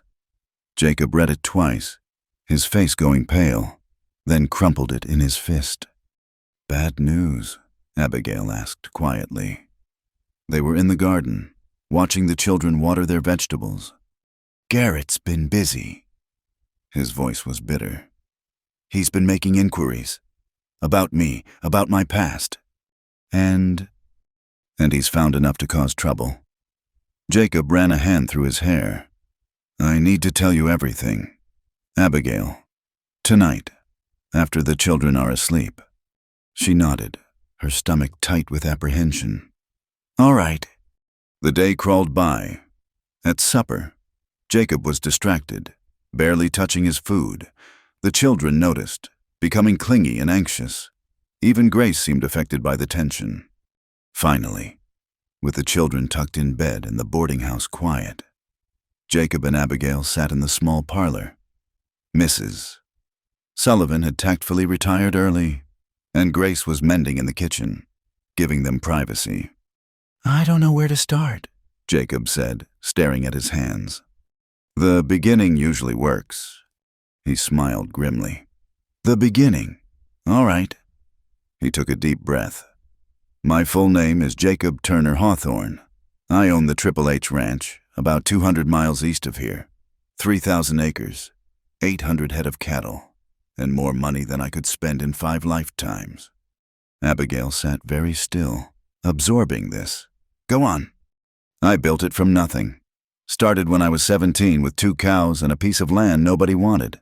Married Martha when I was 22. She was everything good in my life. We built the ranch together, had the twins. Thought we'd grow old watching them take over someday." His voice cracked slightly. "Then the fever came. Took her in 3 days. The children were only 4. "I'm sorry," Abigail said softly. "After she died, I threw myself into work, expanded the ranch, made investments, built wealth I thought would protect my children from ever suffering loss again. But they were suffering anyway. Housekeepers came and went. The children were lonely, isolated. Thomas started having nightmares. Emma stopped talking for 2 months. He stood, pacing to the window. 6 months ago, I realized money couldn't buy what they needed, a mother who'd love them for themselves, not for their inheritance. So I came up with this plan, pretend to be poor, find a good woman who'd love them anyway. And you found me." Abigail's voice was carefully neutral. "I found you." He turned to face her. "Except nothing went according to plan. You were supposed to be simple, grateful, easy to win. Instead, you were strong and independent and saw through me from the start. Yet you kept lying. I kept lying." He met her eyes squarely. "Every day I wanted to tell you. Every time you trusted me. Helped my children, showed us kindness despite thinking we had nothing. It ate at me. But I was trapped by my own deception." Abigail stood slowly. "So everything, your poverty, your struggle, your gratitude for room and board, all of it was false." "No." He stepped toward her, but she backed away. "My feelings were never false. My love for my children, my respect for you, my—" "Your what, Jacob? Or should I call you Mr. Hawthorne?" Her voice had turned cold. "What exactly were your feelings part of the test? See if the poor boarding house woman was good enough for the mighty rancher." "It wasn't like that." "Then tell me what it was like." Anger flashed in her eyes. "Tell me how it felt to watch me count pennies for supplies while you had thousands. Tell me how it felt to accept our charity when you could buy this entire town." "It felt like hell," he said honestly. "Every moment was a betrayal of your trust, but I didn't know how to stop. You say, I'm rich, and stop. It's not complicated. Isn't it? Would you have acted the same if you'd known? Would you have been yourself? Or would you have been like everyone else who sees my money before they see me?" "We'll never know, will we?" Tears stood in her eyes now. "Because you never gave me the chance to choose." "Abigail, I defended you. When Garrett accused you of being a fraud, I defended you. I told him you were a good man." She laughed bitterly. "What a fool I must have looked." "You're not a fool, and I am a good man. Or I tried to be. I made a mistake." "A mistake? You built our entire relationship on a lie." "Papa." A small voice from the doorway made them both turn. Emma stood there in her nightgown, tears streaming down her face. "Why are you yelling at Miss Abigail?" Jacob's heart broke. "We're just talking. Sweetheart, go back to bed." "No!" Emma ran to Abigail, wrapping her arms around her legs. "Don't be mad at Papa. He's not mean. He's just scared sometimes." "Emma," Jacob started. He told us we were pretending to be poor so we could find a mama who loved us for real. The little girl continued. He said some people only like rich children, but we wanted someone who liked us just as Emma and Thomas. Abigail looked down at the child, then up at Jacob. You told them you made them lie too. They're children. They didn't understand. They understood enough to keep the secret. My God, Jacob. She gently detached Emma. Sweetheart, go back to bed. Everything's fine. You won't leave us. Emma's voice was tiny. Abigail's composure nearly cracked. We'll talk tomorrow. All right, go to bed now. Thomas appeared, taking his sister's hand. Come on, Em. Papa will fix it. He always fixes things. After the children left, silence stretched between the adults. Finally, Abigail spoke. I need time to think. Abigail, please. No. She held up a hand. You've had weeks to explain yourself. Give me one night to absorb this. She left him standing in the parlor, his world crumbling around him. The next morning, breakfast was a tense affair. The children picked at their food, sensing the strain. Other boarders noticed too. Conversation stilted and awkward. Midway through the meal, Garrett arrived, and with him, a man in an expensive suit who could only be a lawyer. Mr. Hawthorne, Garrett said loudly, ensuring everyone heard, or should I say, one of the richest ranchers in Montana. How nice to finally use your real name. Gasps echoed through the dining room. Mrs. Sullivan dropped a plate. This is Mr. Pemberton, Garrett continued, enjoying the attention. He's here to verify your identity and discuss some interesting legal matters. Mr. Hawthorne, the lawyer said formally. I represent several parties interested in your situation. Perhaps we could speak privately. No, Jacob said firmly. Whatever you have to say it here. I'm done with secrets. Pemberton looked uncomfortable but proceeded. Very well. We've been contacted by your foreman, Mr. Morrison. He's concerned about your extended absence and some unusual financial transactions specifically. Large withdrawals that don't match your typical patterns. Pete had no right. He had every right, given the power of attorney you granted him. He's protecting your children's interests. Papa? Thomas's voice was small. Are we in trouble? No, son. Jacob's voice was firm. Mr. Pemberton, Pete Morrison has worked for me for 15 years. If he sent you, it wasn't to cause trouble. No, sir. He sent me to find you and ensure you're, acting of your own free will. There were concerns you might be under duress or... The lawyer glanced at Abigail. Undue influence. The only influence I'm under is my own stupidity, Jacob said harshly. Furthermore, Garrett interjected, there's the matter of fraud, presenting yourself falsely, accepting charity under false pretenses. I paid for everything I received, Jacob shot back. Room, board, repairs all paid in full, with money you pretended not to have.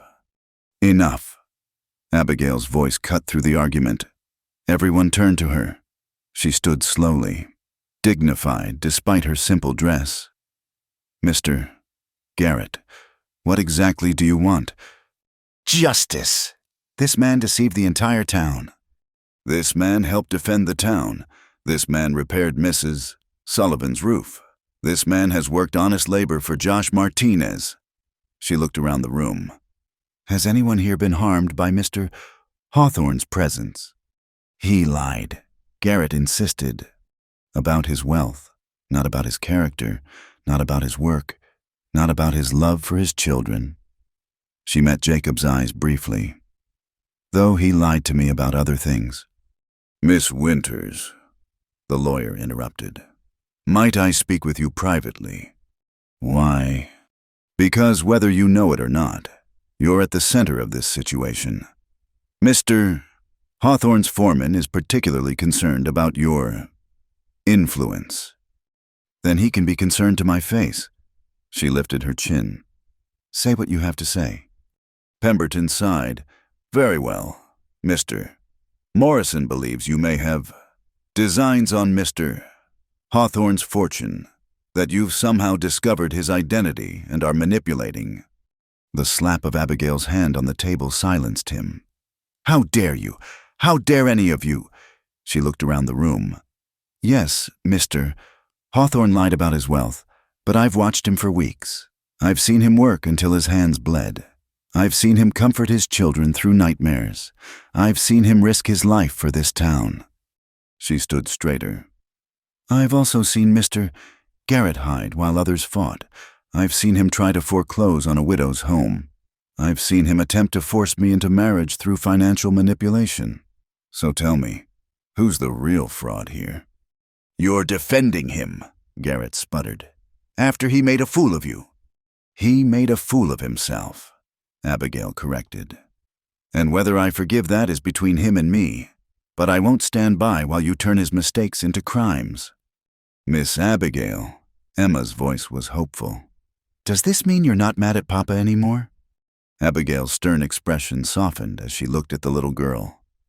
I'm still hurt, sweetheart.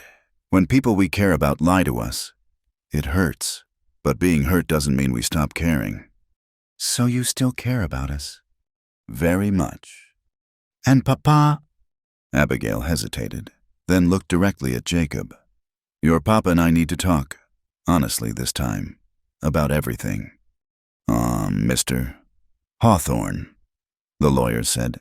I still need to verify your identity and intentions, your assets. Can wait, Jacob interrupted. Mr. Pemberton, wire Pete Morrison. Tell him I'm safe, the children are thriving, and I'll return when I'm ready. As for my assets, they're not going anywhere. But, sir, that's all. You can go. The lawyer looked between Jacob and Abigail, understanding dawning. I see. Well, I'll convey your message. He gathered his papers. Good day. After he left, Garrett made one last attempt. This isn't over, Hawthorne. You can't just waltz in here, disrupt lives, and face no consequences. You're right, Jacob said quietly. There are always consequences. He looked at Abigail. I'm prepared to face mine. Garrett stormed out, defeated but still dangerous. The dining room slowly emptied until only Jacob, Abigail, and the children remained. Papa, Thomas said seriously, are you going to tell Miss Abigail you're sorry? Yes, son. With words or actions, you always say actions matter more. Out of the mouths of babes, yet again, both, I hope. Emma tugged on Abigail's skirt. Will you give Papa another chance? He's really good when he's not being scared. Abigail knelt to the children's level. Why don't you both go help Grace in the kitchen? Your Papa and I need to talk. After they left, she turned to Jacob. Walk with me. They left the boarding house, walking toward the small creek at the edge of town. For a long time, neither spoke. Finally, Abigail said, tell me why. The real why. Not the plan, not the logic.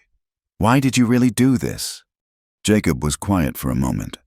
Because I was terrified. Not of fortune hunters, that was just the excuse. I was terrified of trying again, of opening my heart and having it destroyed, of watching my children love someone who might leave. So you thought lying would protect you? I thought if I could find someone who loved them without the money, it would be real, lasting, safe. He laughed bitterly. Instead, I created the very situation I feared someone who'll leave because I betrayed their trust. I haven't left yet. He looked at her sharply. Yet, I'm hurt, Jacob, deeply hurt. You made me doubt my own judgment, my own worth. Every moment of kindness feels tainted now, wondering if it was real or part of your test. It was real, all of it. How can I believe that? How can I believe anything you say now? Because I'm done lying. He faced her fully. Ask me anything. I'll tell you the complete truth. All right. She crossed her arms. Were you ever going to tell me if Garrett hadn't forced your hand? Yes, I decided to tell you that night, before the telegram came. Why then? Because I'd realized something. You asked what I felt for you, and I gave you pretty words. But the truth? He took a breath. The truth is, I love you. Not as a mother for my children, though you'd be wonderful. I love you for your strength, your kindness, your sharp tongue when you're angry, your gentle hands when you're not. I love how you see through pretense to the heart beneath. You love me. Her voice was flat. You have a funny way of showing it. I know. I'm asking you to forgive the unforgivable. And if I can't, his shoulders slumped. Then I'll leave, take the children and go. You've built a life here, a home. I won't destroy that. Running away again. No, for once, facing consequences. They stood by the creek, watching the water rush over stones. Finally, Abigail spoke. I don't know if I can forgive you, Jacob. Trust, once broken, but I know I can't imagine life without Emma and Thomas. Or, she admitted quietly, without you. What are you saying? I'm saying you have one chance. One. Complete honesty from this moment forward. No more tests, no more deceptions. You court me properly as yourself. Let me know the real Jacob Hawthorne. And if the real me isn't what you want, she managed a small smile, then at least we'll fail honestly. She held out her hand. Do we have an agreement, Mr. Hawthorne? He took her hand, holding it like something precious. We do, Miss Winters. Good. Now, let's go back. You have 2 children who need reassurance that their world isn't ending. As they walked back, Jacob felt something he hadn't experienced since Martha's death. Hope mixed with terror. He'd been given a second chance, but at what cost? Garrett was still out there, still dangerous. The town now knew his deception, and Abigail's trust, once absolute, was now fragile as spun glass. But her hand remained in his as they walked, and that was enough. For now. The town square was crowded for a weekday afternoon. Word had spread that Jacob Hawthorne, the wealthy rancher who'd been living as a common drifter, would make a public statement. Some came out of curiosity, others out of judgment, but most simply wanted to understand. Jacob stood on the raised platform, usually reserved for town meetings, his children beside him. Abigail watched from the boarding house porch with Grace and Mrs. Sullivan, close enough to hear but separate enough to maintain her independence. I owe this town an explanation, Jacob began, his voice carrying clearly, and an apology. I came here under false pretenses, though my intentions were never malicious. A murmur ran through the crowd. Garrett stood near the front, arms crossed, waiting for any opportunity to attack. I lost my wife 4 years ago. Jacob continued. In my grief and fear, I made choices that seemed logical but were ultimately foolish. I thought wealth was a barrier to finding genuine love for my children. So I hid it, pretending to be something I wasn't. You lied to us all, someone shouted. Yes, Jacob agreed simply. I did. And in doing so, I insulted your intelligence and your character. You showed kindness to a stranger you thought had nothing. Proving yourselves better people than I gave you credit for being. Emma tugged on his coat. Tell them about the good parts too. Papa. A ripple of gentle laughter went through the crowd. Jacob smiled down at his daughter. My children remind me that not everything was deception. The work I did was real. The roof I repaired. The horses I helped transport. The defense of this town all real. My respect for this community and its people completely genuine. Pretty words, Garrett called out. But what about the harm done? What about those you manipulated? Before Jacob could respond, Josh Martinez stepped forward. What harm? Garrett, the man worked for fair wages, paid his bills, helped defend us. Where's the harm in that? He made fools of us. No, Mrs. Sullivan spoke up, her voice strong. He made a fool of himself. There's a difference. Others began to speak, people Jacob had worked alongside, families he'd helped. The tide was turning, but Jacob raised his hand for silence. Mr. Garrett raises a fair point. I did manipulate, and someone was hurt by it. He looked directly at Abigail. Someone who deserved only honesty received lies. Someone who offered trust received deception. That's a debt I may never be able to repay. Abigail stepped forward then. Leaving the safety of the porch, the crowd parted as she approached the platform. May I speak? She asked. Jacob immediately offered his hand to help her up. She hesitated only a moment before taking it. You all know me. Abigail addressed the crowd. I've lived here 8 years, served your meals, tended your children, helped where I could. You know I value honesty above all else. Nods and murmurs of agreement. So yes, I was hurt by Mr. Hawthorne's deception, deeply hurt. She paused. But I've also watched him these past weeks. I've seen him put his children's needs above his own comfort. I've seen him work until exhausted rather than reveal his wealth. I've seen him risk his life for this town. That doesn't excuse, Garrett began. No, it doesn't excuse, Abigail interrupted. But it does explain. How many of us have made poor choices from fear? How many have let grief cloud our judgment? The measure of a person isn't in never making mistakes, it's in how they face them once made. She turned to Jacob. You asked for a chance to court me properly. As yourself, I accept with conditions. The crowd held its breath. First, complete honesty in all things. Second, you work to repair any damage your deception caused. Third, she smiled slightly. You let this town see the real Jacob Hawthorne, not the wealthy rancher or the false drifter, but the man caught between. I accept your conditions, Jacob said formally.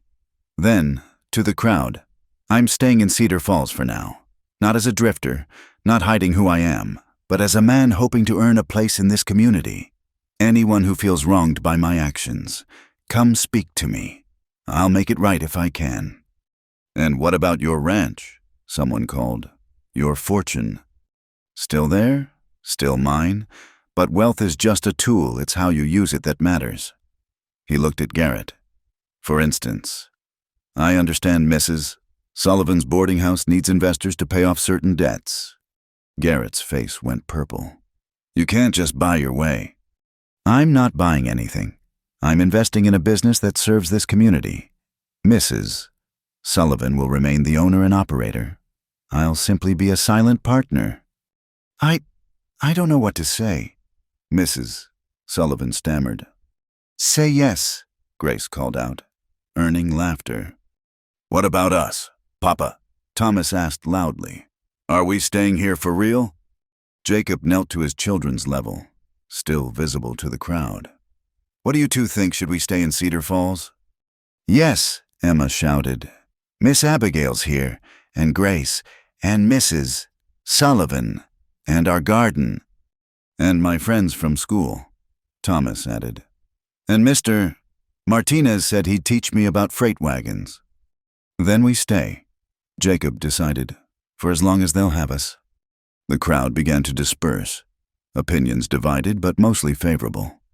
Garrett stormed off, defeated but still seething. As people departed, many approached Jacob with words of support or acceptance. Finally, only the core group remained. Jacob helped Abigail down from the platform, his hands lingering on her waist perhaps a moment longer than necessary. That was well done, she said quietly, honest and humble. I had a good teacher, he replied. Someone recently told me that actions matter more than words. Papa, Emma interrupted. Can we show Miss Abigail the surprise now? What surprise? Abigail asked. Thomas grinned. We can't tell you. That's why it's a surprise. The children led them behind the boarding house to a small shed Jacob had been mysteriously working on for the past 3 days. With great ceremony, Thomas opened the door. Inside was a beautifully crafted rocking chair, the wood polished to a warm glow. "We helped make it," Emma announced. "Well, Papa did most of the work, but we sanded—" "It's for you," Thomas added. "For when you read to us, Papa said every mother needs a good rocking chair." Abigail's hand flew to her mouth. "Oh, children!" "Do you like it?" Emma asked anxiously. "Papa said the wood came from a special tree that only grows near rivers, so it would remind you of peaceful places." "I love it," Abigail whispered, tears in her eyes. She ran her hand over the smooth wood, noting the careful craftsmanship, the attention to detail. "It's beautiful." "Try it," both children urged. She sat, and the chair rocked smoothly, perfectly balanced. Without prompting, Emma climbed into her lap while Thomas leaned against the arm. "Will you tell us a story?" Emma asked. "Of course." Abigail's voice was thick with emotion. "What kind of story would you like?" "A true one," Thomas said. "About when you were little." As Abigail began telling them about her childhood adventures with Grace, Jacob stood watching, his heart full. This was what he'd been searching for, not just a mother for his children, but a completion of their family. "Mr. Hawthorne," Grace appeared at his elbow. "Or do you prefer Mr. Turner?" "Jacob is fine." "Jacob, then—" The young woman studied him seriously. "You hurt my sister."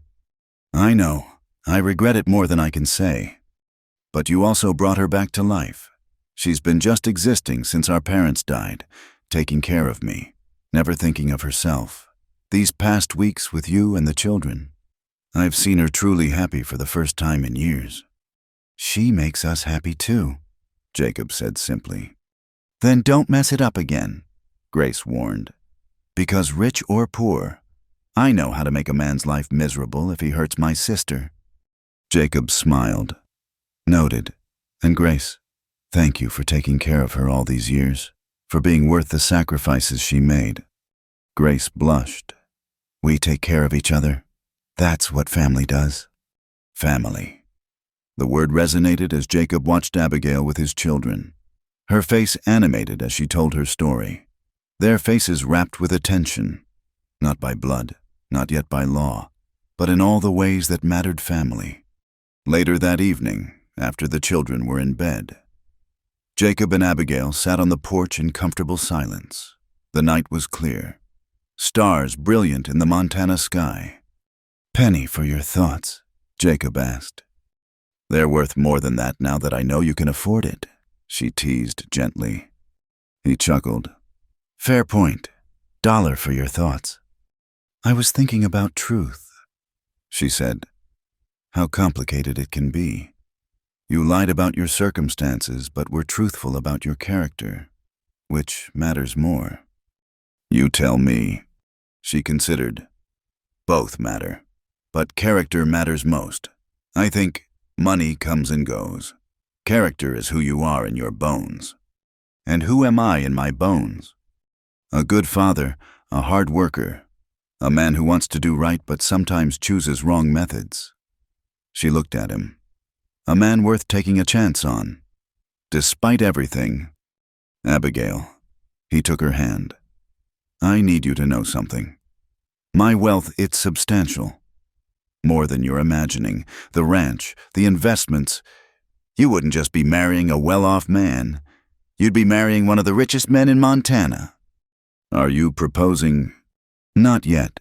You deserve a proper courtship first. But when I do propose, and I will, I need you to understand what you're accepting or rejecting." "I understand," she said quietly.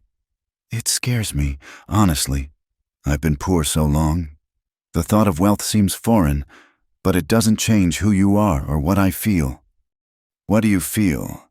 She was quiet for a long moment. "Like I'm standing at the edge of a cliff, and jumping means either flying or falling, and I won't know which until I leap." "I'll catch you," he promised. "If you jump, I'll always catch you." "I believe you want to, whether you can."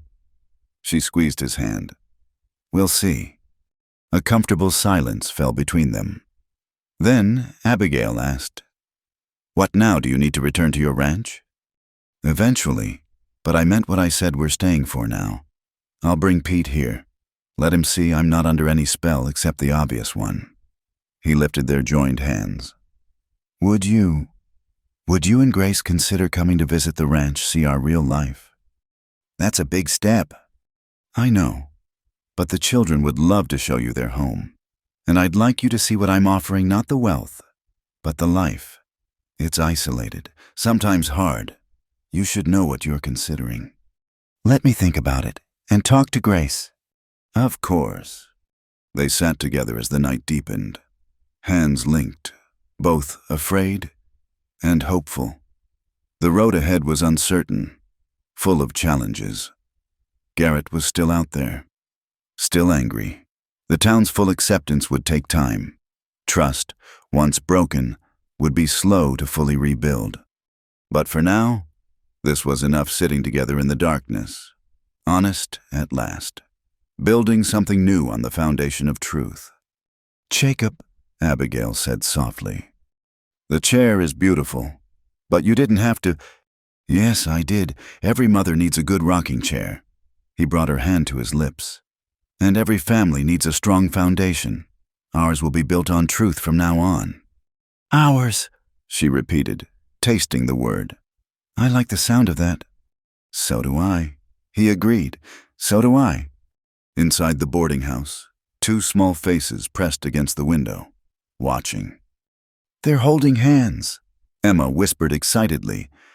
That means it's working, Thomas whispered back. Papa's not messing it up. Should we go back to bed? In a minute. I want to see if he kisses her. Thomas, that's private. But how else will we know if she's going to be our mama? Emma considered this. Good point. We'll watch just a little longer. On the porch, unaware of their audience. Jacob and Abigail continued talking quietly, planning a future neither had expected but both were beginning to believe in. The stars wheeled overhead, and somewhere in the distance, a coyote called to its mate. It was, Abigail thought, a perfect Western night for new beginnings. And despite everything, the lies, the hurt, the uncertainty ahead, she was ready to begin. Money doesn't raise a family, she murmured, remembering her own words from weeks ago. But love does. Then we'll be the richest family in Montana, Jacob replied, in all the ways that matter. And in the window, two children silently cheered as their father finally leaned in for a gentle kiss, sealing a promise of the family they'd all been searching for. Thank you so much for listening to this story. I'd love to know where you're enjoying this tale from. Please share in the comments below so we can connect. Don't forget to subscribe to the From Wild West channel and share your thoughts about Jacob and Abigail's journey. Your support means everything.